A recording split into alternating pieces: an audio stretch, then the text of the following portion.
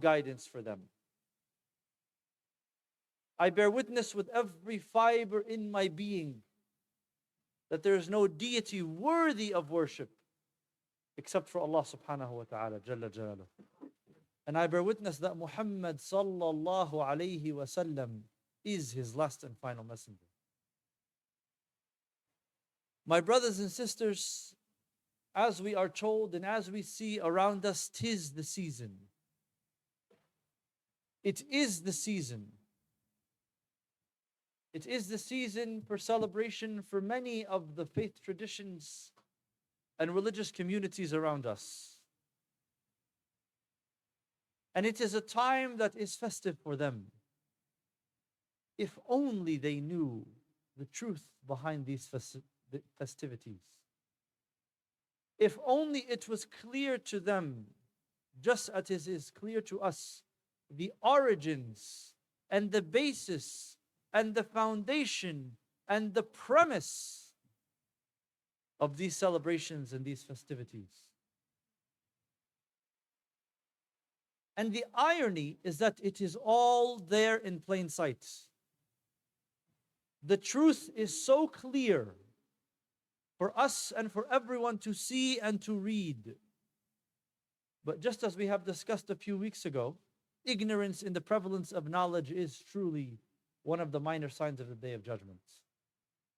And their ignorance in the face of knowledge is the scary part about all of this. As we know, Christmas, as we know it, is supposedly the day that Isa alayhi salam, or as they believe, Jesus Christ was born. And this could be farther from the truth. Why? If you read the Bible, the Old Testament and the New, and the Quran, we are told that Isa was born in a time when the shepherds were flocking their sheep. So one piece of evidence will tell us very clearly that it is impossible for Isa to have been born in the winter in December. In all three faith traditions and religious books, it is very clear that Isa was born while the shepherds were flocking their sheep. And this could not have happened in Palestine, in Buldan al-Sham, in December. So this, our first evidence, is very clear. And so you have to actually go back before the birth of Isa to see the origin of Christmas. And many of you may wonder, why are we even discussing the origin of Christmas? Well, it's very simple. We live in a country and in a time where having knowledge and being able to discuss and debate is of the utmost importance. Now, this doesn't mean we take what we learned today and we go and we start a war with the Christians and say, no, you're wrong. There's no religious foundation or benefit to what you are saying. No, we can't do this. Rather, the knowledge that we are learning benefits us so that we may be prepared. Because again, we live in times of ignorance. And so, let us go back centuries before the birth of Isa. And we are going to focus on a land where they call them the northern regions, the Nordic or the Scandinavian, the northern regions of Europe, in which they had what we call the winter solstice. And this winter solstice, they would not see sunlight for periods of 24 hours at a time, for days. They would not see any sunlight, even to this day.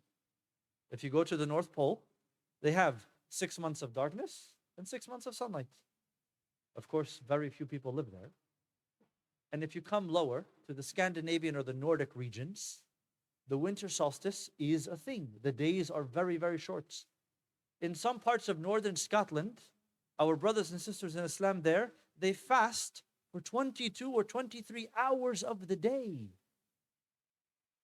because the sun is out for that long. Nonetheless, you can imagine at this time when the transfer of knowledge and information was very limited.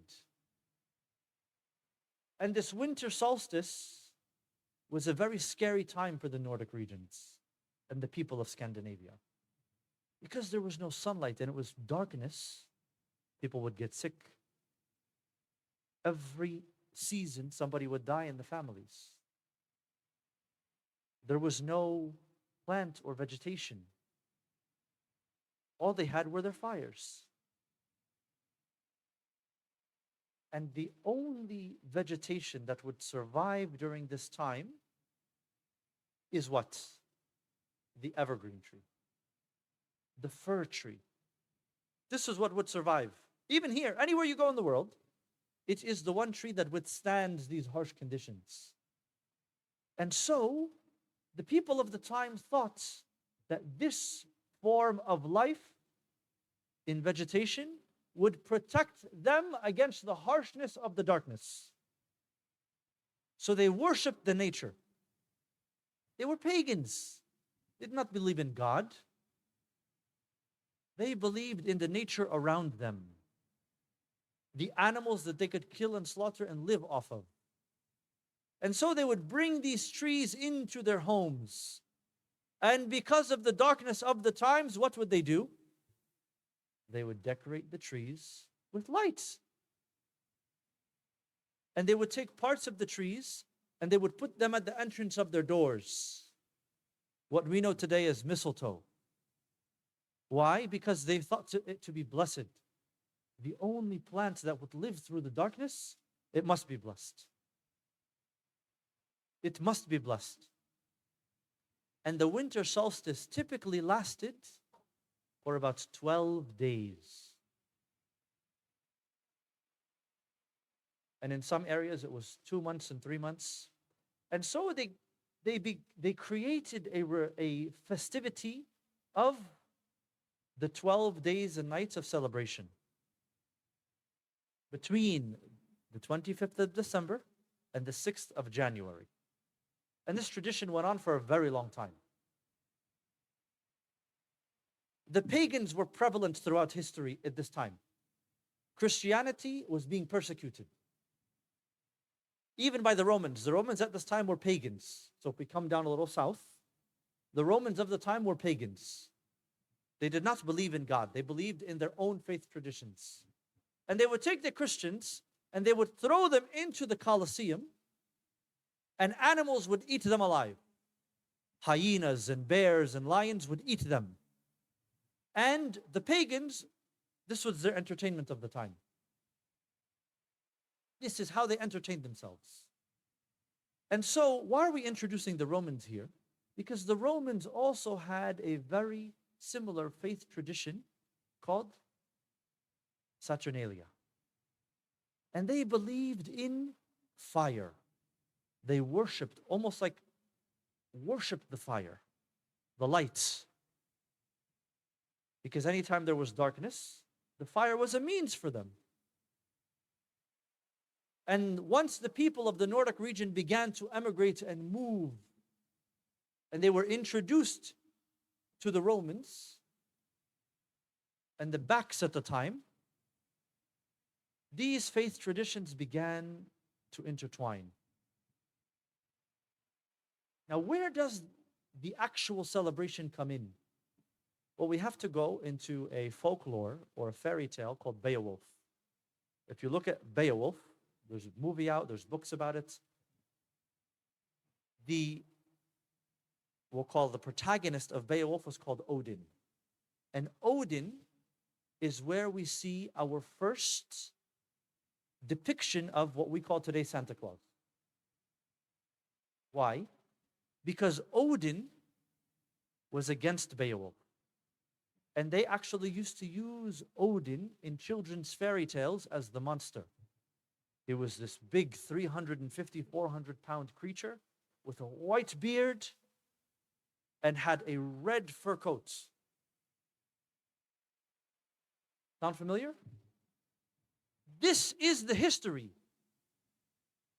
Odin was an evil character in their history.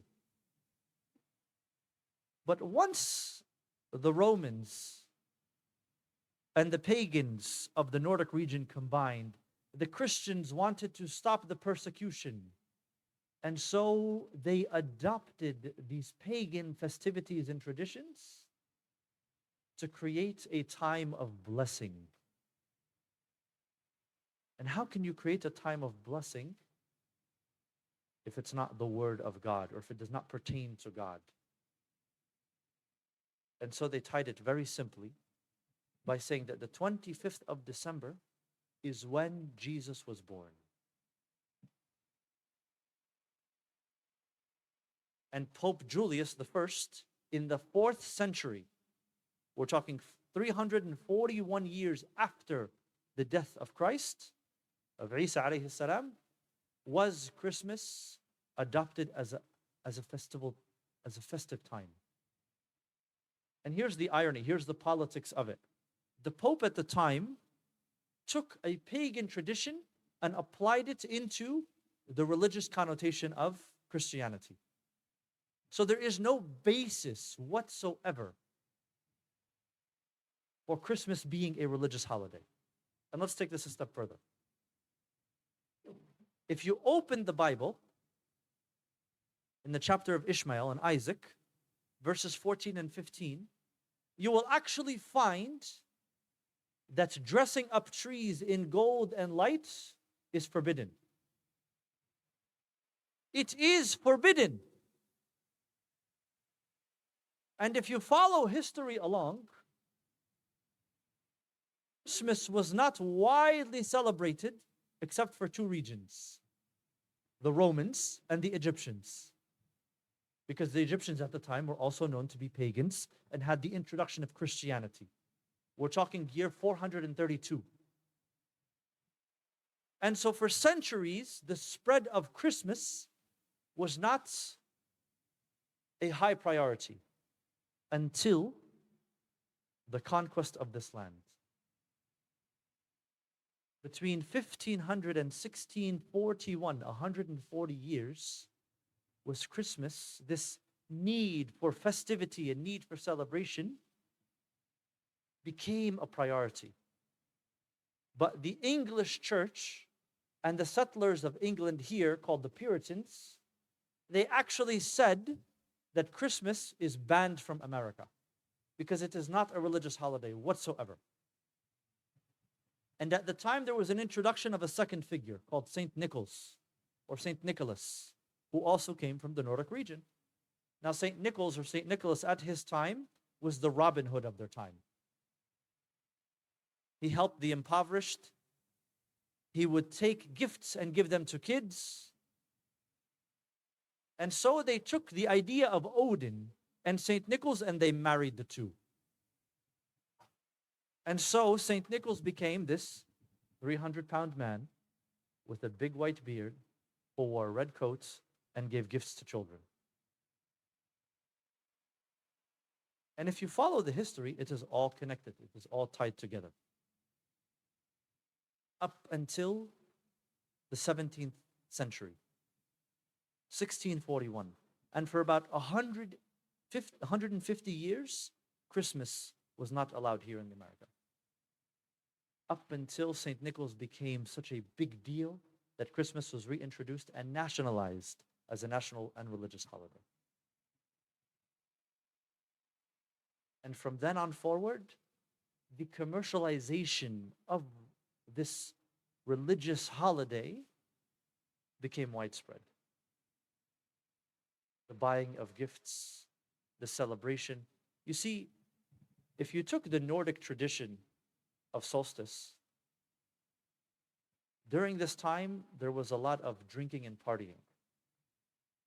So when the Romans adopted Christmas in their tradition, they said this should be a religious holiday, and this cannot be a time when we drink and get drunk and become abusive and abrasive. No, it has to be religious.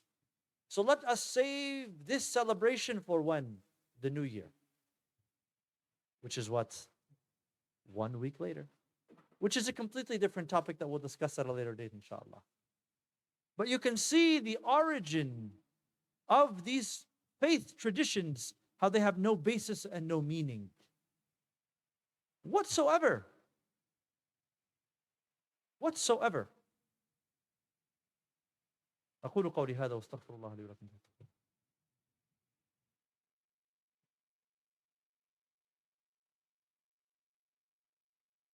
الحمد لله على نعمة الإسلام وعلى كلمة الإخلاص.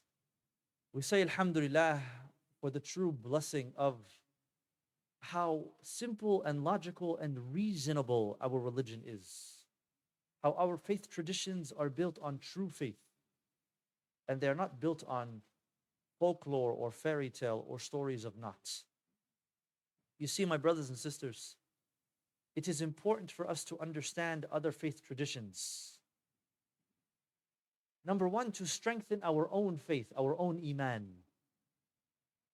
Because we have been given the best of literature in the book of Allah. And we have been given the best of example in Rasulullah sallallahu alayhi wa sallam. Alayhi salatu wasalam. May the peace and blessings be upon our Prophet. And we take what we know and what we learn and what is readily available to us and we apply it in our lives. Why? Because when we are greeted, hey, Merry Christmas, Happy New Year, what does our tradition, what does our religion say about this? And alhamdulillah, just to avoid entire controversy, it is better for us to just respond not in kind, but in neutrality. Happy holidays, enjoy the season, God bless you. Allah subhanahu wa ta'ala tells us in the Quran, when someone greets you, you greet them with something better. You greet them with something better. So if someone says to us, Merry Christmas, of course we are not acknowledging, if you were to respond back, Merry Christmas, you are not acknowledging their faith. That is not the intention. If it is the intention, you have to correct it. But out of politeness and to give da'wah, we respond better. God bless you. Happy holidays. Enjoy the season. It is their time of celebration. It is not our place to correct them in this moment. No, there's a time and place for everything. But we must be aware and knowledgeable of what we can say, should do, or shouldn't do. You see, the Sahaba, even the Sahaba radiallahu anhum, when they were presented with gifts during the holidays of others, they accepted the gifts, with conditions, of course. So long as the gift was not a sacrifice made specifically for this holiday, like food, meats and otherwise. But they accepted the gifts. Did they correct the people giving the gifts? Not at the time. But we have to be very aware and conscious of how we are to act and respond and react in these situations, my brothers and sisters. We must educate ourselves. We must read. We must be intentional with our seeking of knowledge, in our search for these answers, in search of how to act in these situations, because truly they may be very difficult. And you find yourself stuck between looking to seek the pleasure of Allah or looking to not harm or hurt the person that you are interacting with. And of course this is important because we have akhlaq, we have manners and mannerisms that we must uphold. We as Muslims have a duty and an obligation and a responsibility to give da'wah with our habits and our manners and our disciplines. And again we say Alhamdulillah for the blessing of Islam. Alhamdulillah for this blessing. To truly know the difference, to have the basira and the awareness to see, yeah, that doesn't make sense. They put a tree in their house and put lights on it and then shut the lights off but keep the lights for the tree on. And where does this come from? This big red guy is supposed to come down a chimney and bring gifts and eat cookies and milk? It doesn't make sense. There's no basis for this. And the basis that they have is not of religious origin, aslan, to begin with. And it is important for us to understand that. Why? Because if this is what they believe in, and we want to preach to them, in what means can we preach to them if their knowledge is this limited? Why do you celebrate Christmas? Oh, it's the day Jesus was born. And what did he do? Oh, we give gifts and drink wine and bread. And believe it or not, there's actually 2 Christmases. There's not just one, there's 2. The 25th of December, and the other Christmas is the 6th of January. They call it the Day of the Three Kings. Because after Pope Julius came, they did not believe that the 25th, the beginning of the solstice, should be the celebration, rather the end of the solstice should be the celebration. And so if you look at the Orthodox communities, the Roman Catholics or the Eastern Orthodox Christians and Catholics, they do not celebrate, we're talking about the Eastern European region, like the Ukrainians, Moldovians, they do not celebrate Christmas on the 25th of December. They have a very small celebration, but on the 6th of January is the day of true celebration, the Day of the Three Kings. It's important to know this. It is important to know this. Because if somebody comes to you on the 4th of January and says, Happy Holidays, you're like, what are you talking about? Holidays are over. But they're not. This is why the education and the knowledge is beneficial to us. So we are not caught, surprised, unknowing how to act, how to react. And I challenge you to ask anybody the origin of Christmas and see if they know it. My brothers and sisters, may Allah subhanahu wa ta'ala grant us hidayah. May He guide us always on the straight path. May He make us of those who use the knowledge to our benefits and make us not of those who are ignorant to the knowledge. May He make us of those who are constantly seeking knowledge, to be better Muslims, to be better human beings, to seek His pleasure always, always. O Allah, be with those who are oppressed and occupied and do not be against them. O Allah, be with those who are oppressed and occupied and do not be against them, Ya Allah. O Allah, be with those who are oppressed and occupied and do not be against them.